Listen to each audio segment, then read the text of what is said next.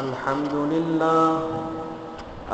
لله نحمده ونستعينه ونستغفره ونؤمن به ونتوكل عليه ونعوذ بالله من شرور أنفسنا ومن سيئات أعمالنا ونعوذ بالله من شرور أنفسنا ومن سيئات أعمالنا ونعوذ بالله من شرور أنفسنا ومن سيئات أعمالنا من يهد الله فلا مضل له ومن يضلله فلا هادي له ونشهد أن لا إله إلا الله وحده لا شريك له ونشهد أن سيدنا وحبيبنا وشفيعنا ومولانا محمدا عبده ورسوله صلى الله تعالى عليه وعلى آله وأصحابه وبارك وسلم تسليما كثيرا كثيرا أما بعد فأعوذ بالله من الشيطان الرجيم بسم الله الرحمن الرحيم ويطعمون الطعام على حبه مسكينا ويتيما وأسيرا إنما نطعمكم لوجه الله لا نريد منكم جزاء ولا شكورا آمنت بالله صدق الله مولانا العظيم وصدق رسوله النبي الكريم ونحن على ذلك لمن الشاهدين والشاكرين والحمد لله رب العالمین۔ بزرگان محترم اور عزیز نوجوانوں اور امت مسلمہ کی مقدس مائیں اور بہنیں، جس طرح نماز پڑھنا ایک عبادت ہے، روزے رکھنا عبادت ہے، حج کرنا عبادت ہے، قرآن کی تلاوت کرنا عبادت ہے، ذکر و اذکار کرنا عبادت ہے، اسی طرح خدمت خلق کرنا، مخلوق کی خدمت کرنا، یہ بھی عبادت ہے۔ چاہے مخلوق انسان ہو، چاہے غیر انسان ہو، چاہے مخلوق مسلمان ہو یا غیر مسلم ہو، ہر ایک کی خدمت کرنا یہ عبادت ہے۔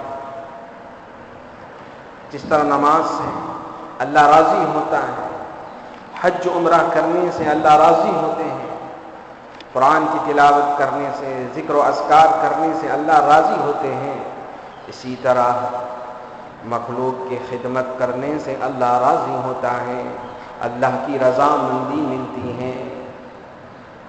کسی کو کھانا کھلانا، پانی پلانا، راستہ دکھانا، کسی کام کی، کسی فن کی رہنمائی کرنا، کسی کو تسلی دینا، یہ سب خدمت خلق ہے، یہ سب عبادت ہے۔ الخلق عیال اللہ، اللہ کے رسول صلی اللہ علیہ وسلم فرماتے ہیں الخلق عیال اللہ، ساری مخلوق اللہ کا کنبہ ہے۔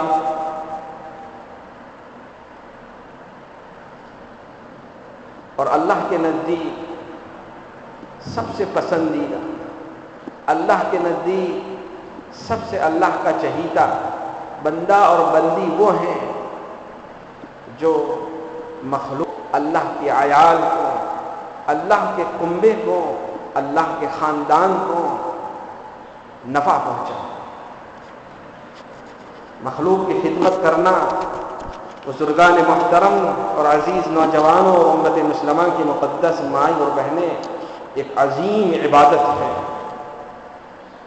خدمت کے خلق میں ہم سب کو بڑھ چڑھ کر حصہ لینا چاہیے۔ ابھی میں نے آپ کے سامنے دو آیت تلاوت فرمائی جس میں اللہ تبارک و تعالی فرماتے ہیں وَيُطْعِمُونَ الطَّعَامَ عَلَىٰ حُبِّهِ مِسْكِينًا وَيَتِيمًا بصيرا انما نطعمكم لوجه الله لا نريد منكم جزاء ولا شكورا. یہ دو آیات سورہ دہر کی ہے، جس کو سورہ انسان بھی کہتے ہیں. اس کا دوسرا نام سورہ انسان ہے. اس میں اللہ تبارک و تعالی نے وہ کام بیان فرمائے اور ان کاموں کا اور ان اعمال کا تذکرہ فرمایا ہے جس سے اللہ راضی ہوتا ہے، جس سے جنت ملتی ہے، اور ایک انسان کو بحیثیت انسان کے وہ کام کرنے چاہیے، وہ کاموں کا تذکرہ فرمایا ہے. اس صورت میں اس کی دو آیت میں اللہ تعالیٰ فرماتے ہیں، اس کا سورہ کا ٹکڑا ہے وَيُطْعِمُونَ الطَّعَامَ، کہ اللہ کے نیک بندوں کی صفات یہ ہیں، جنت میں لے جانے والے کام یہ ہیں، اللہ جس سے راضی ہوتا ہے وہ کام یہ ہیں کہ وَيُطْعِمُونَ الطَّعَامَ، کہ جو لوگ لوگوں کو کھانا کھلائے. کھانا کھلانا اللہ کی مخلوق کو یہ عظیم خدمت خلق ہے. اللہ کے رسول صلی اللہ علیہ وسلم جب ہجرت کر کے مکۃ المکرمہ سے مدینہ المنورہ گئے تو آپ کا سب سے پہلا ارشاد عبداللہ ابن سلام رضی اللہ تعالیٰ عنہ فرماتے ہیں، جس وقت تو ابھی مسلمان نہیں ہوئے تھے، یہود کے بہت بڑے عالم تھے، وہ فرماتے ہیں اللہ کے رسول صلی اللہ علیہ وسلم کی زبان مبارک سے سب سے پہلا ارشاد میں نے مدینہ میں یہ سنا کہ اللہ کے رسول صلی اللہ علیہ وسلم نے فرمایا افشوا السلام واطعموا الطعام وصلوا باللیل والناس نیام تدخلوا الجنۃ بسلام، کہ سلام کو پھیلاؤ. سلام یہ بھی ایک عبادت ہے، یہ بھی ایک سنت عمل ہے، اور کتنا مبارک عمل ہے. اللہ کے رسول صلی اللہ علیہ وسلم فرماتے ہیں افشوا السلام، سلام کو پھیلاؤ. آپس میں سلام کرنے سے محبت بڑھتی ہے. سلام دعا ہے، اور کتنی بڑی دعا ہے کہ السلام علیکم.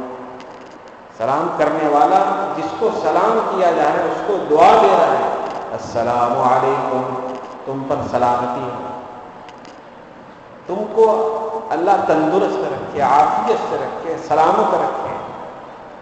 ورحمت اللہ، تم پر اللہ کی رحمت ہو، تم پر اللہ کی برکات ہو. کتنی عظیم دعا ہے. سنت کو بھی ہم خوب زندہ کریں، آپسوں میں سلام کا رواج خوب ڈالیں. گھر میں ہم جائیں تو سنت یہ ہے عمل سب سے پہلا کہ ہم سلام کریں، سلام کریں. گھر والوں کے لیے دعا ہو جائے کہ اللہ تم کو سلامت رکھے. گھر میں بچے ہوں، اہلیہ محترمہ ہوں، تو ان کے لیے ایک دعا ہو جائے السلام علیکم ورحمۃ اللہ وبرکاتہ. اور اس پر اللہ تعالیٰ کتنا ثواب دیتا ہے کہ السلام علیکم صرف کہا تو 10 نیکیاں، ورحمۃ اللہ کہا 20 نیکیاں، وبرکاتہ کہا 30 نیکیاں. اللہ اکبر کبیرہ.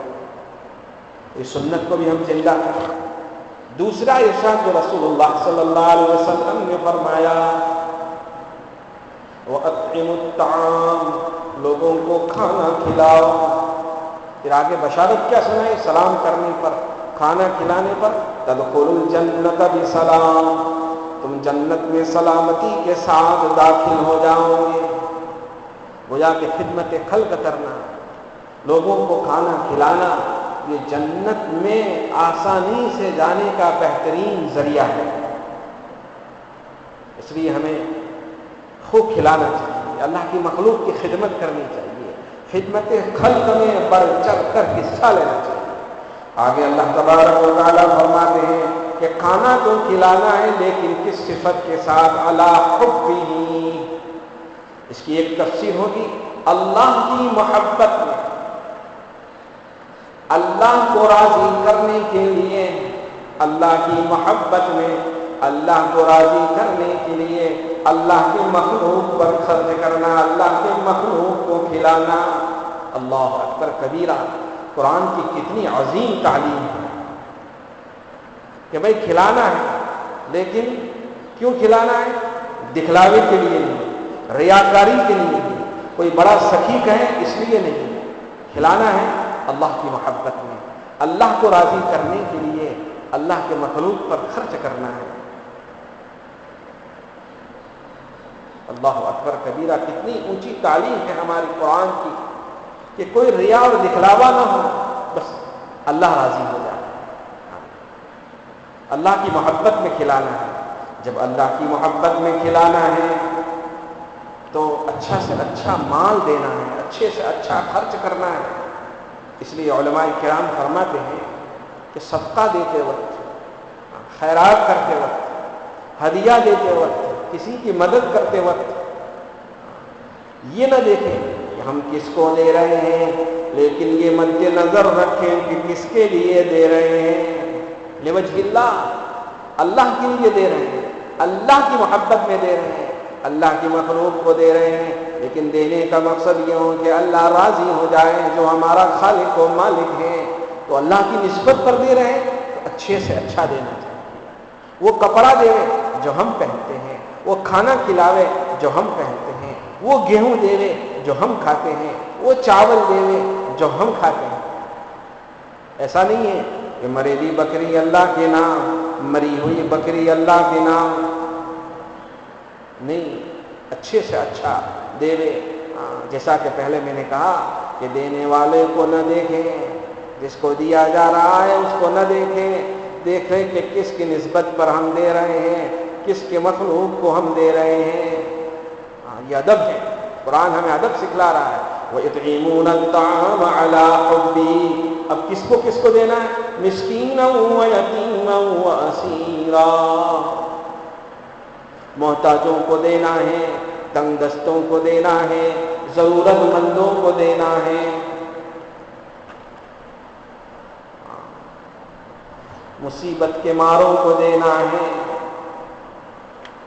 یتیموں پر خرچ کرنا ہے، مسکین پر خرچ کرنا ہے، بیواؤں پر خرچ کرنا ہے، اور جو قیدی ہیں ان پر خرچ کرنا ہے، اور جو قید میں ہیں اور ان کے اہل و عیال مصیبت میں مبتلا ہے، فاقوں سے ہیں، ان کی مدد کرنا ہے۔ اور آج کل تو بزرگان محترم، آج کل تو سب قید ہی میں ہیں، لاک ڈاؤن کی وجہ سے سب قید ہی میں ہیں۔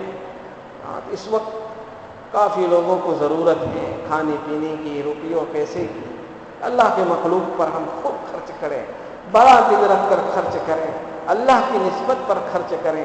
اور علی حبہ کا ایک دوسرا مطلب یہ ہے کہ علی حبہ کہ ہم کسی یتیم کو دیوے، کسی بیواؤں کو دے، کسی مسکین کو دیوے، کسی ضرورت مند کو دیوے، کسی حاجت مند کو دیوے، کسی لاچار کو دیوے، کسی کے پاس کچھ نہیں اس کو دیوے، کسی محتاج کو دیوے، تو علی حبہ اس سے محبت کرتے ہوئے دیوے۔ ہاں، اس کو حقیر مت سمجھے، اس کی تذلیل نہ کریں، اس کی توہین نہ کریں، بلکہ اس کو اپنا محسن سمجھیں، ہاں، کہ یہ میرے جنت میں جانے کا ذریعہ ہے، یہ اللہ کی رضا حاصل کرنے کا ذریعہ ہے۔ ہاں، ایسا نہیں کہ یتیم ہے تو اس کو حقارت سے دیوے، حقارت سے کھلاوے، نہیں، اکرام سے دیوے، محبت سے دیوے۔ یہ قرآن کی تعلیمات ہیں۔ اور مقصد کیا ہو؟ انما نطعمکم لوجہ اللہ، کہ اللہ راضی ہو جاوے، اللہ کے لیے دیوے، اللہ کی نسبت سے دیوے، کہ میرے روٹھا ہوا رب جو میرا خالق و مالک ہے، جو میرے نفع اور نقصان کا مالک ہے، جو میری عزت اور ذلت کا مالک ہے، جو مجھے کھلاتا ہے پلاتا ہے، جو مجھے تندرستی دیتا ہے، جو مجھے عزت دیتا ہے، اس اللہ کے لیے دے۔ لا نريد منكم جزاء ولا شکورا، اور یہ دینے سے جس کو دیا جا رہا ہے اس کے آبھار کی بھی امید نہ رکھیں کہ یہ مجھے تھینک یو کہیں، شکریہ کہیں، کیونکہ ہم کس کے لیے دے رہے ہیں؟ وہ اللہ ہمیں دیکھ رہا ہے، وہ اللہ ہمیں بہت کچھ دے رہا ہے، اس لیے شکریہ کی، تھینک یو کی مخلوق سے امید نہ رکھیں، بس دے دے رہے۔ اور دینا ہے اللہ راضی ہو جائے. وہ اللہ سب دیکھ رہا ہے, اس کے کھاتے میں, اس کے ریکارڈ میں, اس کے وہاں سب کچھ دوا دے رہا, جمع ہو رہا ہے, اور اس کے بدلے میں ہمیں یہاں بھی دے گا اور آخرت میں بھی دے گا. اور غریبوں پر, یتیموں پر, مسکینوں پر, لاچاروں پر خرچ کرنے والوں پر اللہ تبارک و تعالی خوب نوازتا ہے. اللہ کے وعدے ہیں. اللہ کے رسول صلی اللہ علیہ وسلم نے فرمایا کہ اللہ تعالیٰ فرماتے ہیں, ابن آدم تو مجھ پر خرچ کر, میں تجھ پر خرچ کروں گا. تو گن گن کر مت رکھ, تجھ کو گن گن کے دیا جائے گا. تو خرچ کو روک مت دے, ورنہ تجھ پر بھی روک دیا جائے گا. اور خرچ کرنے کے بڑے فضائل ہیں, بڑے فضائل ہیں اور بڑے وعدے ہیں. خرچ کرنے سے مال بڑھتا ہے, کم نہیں ہوتا. اللہ تعالیٰ ایک جگہ قرآن کریم میں فرماتے ہیں, یمحق اللہ الربا ویربی الصدقات. اللہ سود کو مٹاتا ہے, بیاج کو مٹاتا ہے, اور صدقہ اور خیرات کو بڑھاتا ہے. صدقہ اور خیرات کرنے سے, مدد کرنے سے اللہ تبارک و تعالی مال میں اضافہ فرماتا ہے. اور ایک جگہ پر تو اللہ تعالیٰ فرماتے ہیں, فلا يربو عند الله وما آتيتم من زكاة تريدون وجه الله فأولئك هم المضعفون. کہ اللہ کے نزدیک سود اور بیاج یہ بڑھتا نہیں ہے. چاہے سود کے لینے سے اور سود کے دینے سے مال میں اضافہ ہونے کا امید ہے, لیکن اس سے نسلیں اجڑ جاتی ہیں, خاندان اجڑ جاتے ہیں. اللہ تعالیٰ نے قرآن میں فرمایا ہے, یمحق اللہ الربا, اللہ سود کو مٹاتا ہے, اور سود کا لینے دینے والا, سود کا گواہ کرنے والا, گواہ بننے والا, سود کا مدد کرنے والا, کسی بھی قسم کی اس کا راستہ دکھانے والا, اس کی ترغیب دینے والا, اس کی تشہیر کرنے والا, یہ سب اللہ اس کے رسول سے جنگ کرنے والے ہیں. اس لیے سود اور بیاج کے چکروں سے ہمیں نکلنا چاہیے, اس سے بچنا چاہیے. سود کا لینے دینے والا, سود کی کمائی کھانے والا, سود کا دلال, یہ کبھی بھی عزت نہیں پا سکتے, دنیا اور آخرت میں کامیابی حاصل نہیں کر سکتے. اللہ نے قرآن میں فرمایا. تو لہذا میں یہ بات فرما رہا تھا کہ اللہ تعالیٰ صدقہ اور خیرات کرنے سے مال میں اضافہ فرماتے ہیں, دگنا چگنا اضافہ فرماتے ہیں. واللہ یضاعف لمن یشاء. اللہ خرچ کرنے والوں کے لیے بڑھوتری کرتے ہیں, اضافہ کرتے ہیں. اور ایک جگہ اللہ تعالیٰ نے فرمایا کہ الذین ينفقون اموالهم باللیل والنہار سرا وعلانیۃ فلهم اجرهم عند ربهم ولا خوف علیہم ولا هم يحزنون. کہ جو لوگ رات کی گھڑیوں میں اور دین کے لمحوں میں اللہ کی نسبت پر اللہ کو راضی کرنے کے لیے خفیہ طور پر, چھپ کے اور علانیہ طور پر جیسی ضرورت خرچ کرتے ہیں, ان کے لیے اللہ کے وہاں بڑا اجر ہے. اللہ کہہ رہا ہے کہ ان کے لیے میرے وہاں بڑے قیمتی چیزیں ہیں. ولا خوف علیہم, ان پر کوئی خوف نہ ہوگا اور نہ وہ غمگین بھی نہیں ہوں گے. نہ اس دنیا میں نہ انہیں غم زدہ نہیں ہونے دوں گا, ان پر کوئی خوف نہیں آئے گا. وہ حالات میں بھی ہوں گے تب بھی وہ امن میں ہوں گے, سکون میں ہوں گے. خرچ کرنے والوں کے لیے وعدے ہیں, وہ نہ اس دنیا میں رسوا اور ذلیل ہوں گے, نہ ان پر ڈر چھائے گا, نہ وہ غمگین ہوں گے, نہ موت کے وقت, نہ قبر میں, نہ محشر میں, نہ پل صراط میں وہ غمگین ہوں گے. ہر وقت انہیں اللہ کی طرف سے امن اور سکون ملے گا. یہ خرچ کرنے والوں کے لیے وعدے ہیں. اس لیے ہمیں اللہ کی راہ میں خوب خرچ کرنا چاہیے. آج لوگ بڑے محتاج ہیں, اس لیے ہمیں اپنے اڑوس پڑوس میں, اپنے رشتہ داروں میں دیکھنا چاہیے کہ کوئی ضرورت مند ہے اور اللہ تعالیٰ نے ہمیں دیا ہے, تو اللہ کو راضی کرنے کے لیے بڑے اکرام کے ساتھ اللہ کی مخلوق پر خرچ کرنا چاہیے. یہ اللہ کی رحمتوں کے لوٹنے کی گھڑیاں ہیں اور اللہ کی قرب حاصل کرنے کے دن ہیں. اپنے کھاتے میں نیکیاں جمع کرنے کے دن ہیں، نسلوں کی کشادی رزق کے فیصلے کروانے کے دن ہیں اور لمحے ہیں۔ یہ زمانہ وہ زمانہ ہے کہ چاروں طرف سے حالات ہی حالات ہیں۔ ایسے حالات میں خرچ کرنے سے، ایسے حالات میں جانی مالی وقت کی قربانی دے کر اللہ کی مخلوق کی خدمت کرنے سے اللہ نسلوں کی ہدایتوں کے اور رحمتوں کے فیصلے فرما دیتا ہے۔ اس لیے ہمیں اس وقت میں اللہ کی نسبت پر خوب خرچ کرنا چاہیے، اور جو لوگ اس موقع پر خرچ کر رہے ہیں اللہ تبارک و تعالیٰ ان کے مال میں، ان کے جان میں، ان کی عزتوں میں خوب برکتیں عطا فرمائے، اللہ تعالیٰ انہیں اپنا قرب نصیب فرمائے۔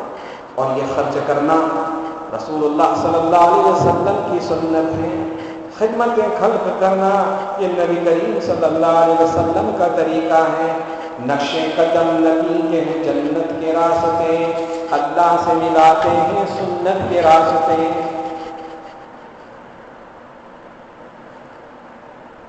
خدمت خلق کرنے والوں کی اللہ مدد کرتا ہے، انہیں بے یار و مددگار نہیں چھوڑتا ہے۔ نبی کریم صلی اللہ علیہ وسلم پر جب پہلی وحی نازل ہوئی تو وحی کا بڑا آپ پر بوجھ تھا، بڑا ٹینشن تھا، کیونکہ چاروں طرف کفر ہی کفر کا ماحول تھا۔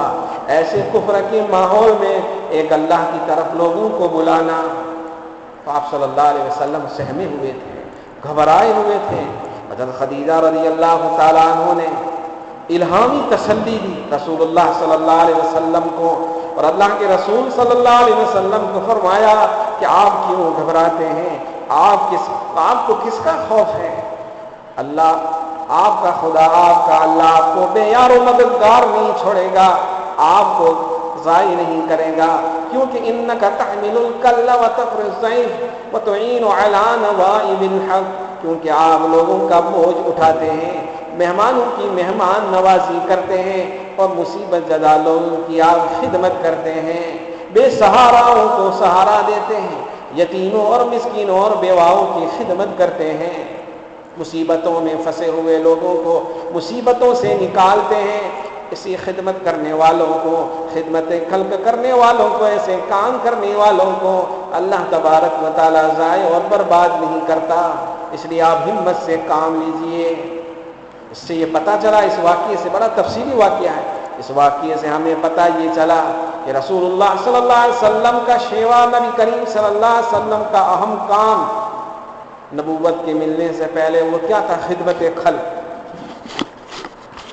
اور خدمت خلق سے خدا ملتا ہے، یہ مشہور مقولہ ہے، اور یہ تو حدیث قدسی ہے کہ کل اللہ تبارک و تعالی ہم سے کہے گا کہ ابن آدم میں بھوکا تھا تو نے مجھے کھلایا نہیں، میں پیاسا تھا پلایا نہیں، میں بیمار تھا میری عیادت نہیں کی۔ تفصیلی حدیث ہے۔ تو بندہ کہے گا اے باری تعالیٰ، آپ تو ان سب چیزوں سے بے نیاز، آپ کو کھانے کی کیا ضرورت، پینے کی کیا ضرورت، کپڑے کی کیا ضرورت، آپ بیمار کیسے ہو سکتے؟ تو اللہ تعالیٰ فرمائے گا کہ فلاں فلاں میرا بندہ بھوکا تھا، فلاں فلاں بندہ میرا پیاسا تھا، فلاں فلاں بندہ بیمار تھا، فلاں فلاں بندے کو کپڑے کی ضرورت تھی، اگر تو اسے کھلاتا وہاں مجھے پاتا، یعنی تجھے میں مل جاتا، اللہ ملتا۔ اسی لیے فرمایا خدمت خلق سے خدا ملتا ہے۔ اب چاروں طرف نفرتوں کا ماحول ہے، ایسے ماحول میں ہمیں محبتوں کو تقسیم کرنا ہے، بلا مذہب کہ ہمیں لوگوں پر خرچ کرنا ہے، چاہے مسلم ہو چاہے غیر مسلم ہو، ان کا کیا کام ہے وہ اہل سیاست جانے، ان کا کیا کام ہے وہ اہل سیاست جانے، ہمارا کام ہے محبت پھیلانا جہاں تک ہو سکے۔ آج اسلام کی نفرتوں کو مٹانے کا وقت ہے، ہم سے جتنی بھی کوشش ہو سکے ہم اسلام کا بول بالا کریں، اسلام کی خدمت کریں، خدمت خلق کریں، اس سے ہم لوگوں کے دلوں سے نفرتیں بھی ختم کر سکتے ہیں۔ اسی طرح یہ موقع ہے کہ ہم لوگوں کے دواؤں کا بھی انتظام کریں۔ ایسے موقع پر بہت سے غریب ایسے لوگ ہیں، بلڈ پریشر کے، اسی طریقے سے شوگر کے مریض، ہارٹ کے مریض، جن کی دوائیں مہینے مہینے بھر چلتی رہتی ہے، سال سال بھر چلتی رہتی ہے، کئی سالوں سے وہ دوائیں کھا رہے ہیں اور مہینے کا ایک بہت بڑا بجٹ اس کا ہوتا ہے، لیکن چاروں طرف حالات ہیں، ان کے دوائیوں کا انتظام کریں۔ چاول گیہوں کٹ تقسیم کرنا ماشاءاللہ ہو ہی رہا ہے، اللہ تبارک و تعالیٰ دینے والوں کو جزائے خیر عطا فرمائے، لیکن خاص کر اس کی طرف بھی توجہ دینے کی ضرورت ہے۔ کہیں ایسا نہ ہو کہ کوئی بیمار دوا ختم ہو جانے کی وجہ سے وہ دوا نہ کھاوے اور اسے اچانک کوئی بڑا حادثہ پیش آ جائے، اس سے انتقال نہ ہو جائے، اس کا بھی ہمیں خیال رکھنے کی ضرورت ہے۔ اور جتنا ہو سکے استغفار کا اہتمام کریں، اللہ تبارک و تعالیٰ سے دعائیں کریں۔ رمضان کا مہینہ قریب آ رہا ہے، بات ختم کرنے سے پہلے بات یاد آ گئی، جو اہم بات کہنی تھی کہ اللہ تبارک و تعالیٰ نے جو اس آیت میں فرمایا وَيُطْعِمُونَ الطَّعَامَ عَلَىٰ حُبِّهِ مِسْكِينًا وَيَتِيمًا وَأَسِيرًا، اس کا ایک شان نزول ہے۔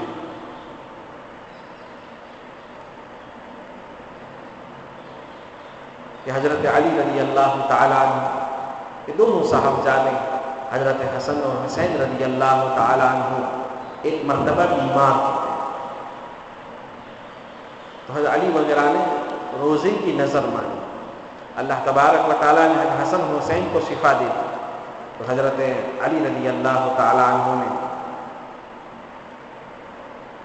اور حضرت فاطمہ نے حضرت حسن حسین نے روزے رکھے۔ افطار کا وقت تھا، جنت کی عورتوں کی سردار حضرت فاطمہ رضی اللہ تعالی عنہا کے گھر میں کوئی کھانا نہیں، صرف اتنا ہے جو حضرت علی رضی اللہ تعالی عنہ نے مزدوری کر کے انتظام فرمایا تھا۔ سود لائے تھے، سود جس کو کاٹا جاتا ہے، سوت، سود نہیں، سوت، اس کو کاٹا، اس کی جو مزدوری آئی حضرت فاطمہ نے اس کو کاٹا، اس سے روٹیاں بنائی گئی۔ شام کے وقت افطار کا عین افطار کے وقت روزے کی حالت ہے، 3 روزوں کی نظر مانی تھی، پہلا روزہ ہے، سحری کھائی ہے، تو ایک مسکین آیا، ایک غریب آیا، اللہ کے لیے سوال کیا، علی نے روٹیاں اٹھائی اور سب کے سب اس مسکین کو، اس محتاج کو دے دی۔